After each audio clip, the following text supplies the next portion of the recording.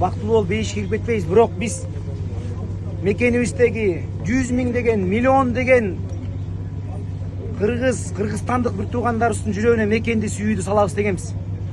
Мен ойлойм бүгүн уткандан дагы ушундай утулган үчүн биз кыргызстандыктар мекенибизди дагы сүйдүкпү дейм да. Биздин деңгээл Алла Таала бизге бериптир. Урматтуу бир туугандарым, капа болбогула.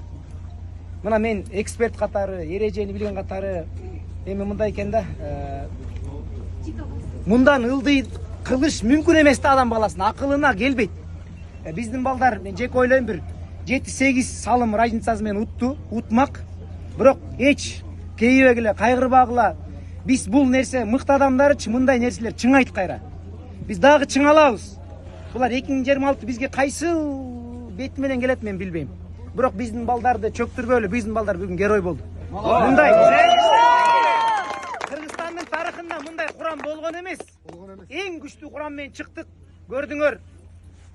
Биз судьялар тартты деп чычалап ыйлабайбыз.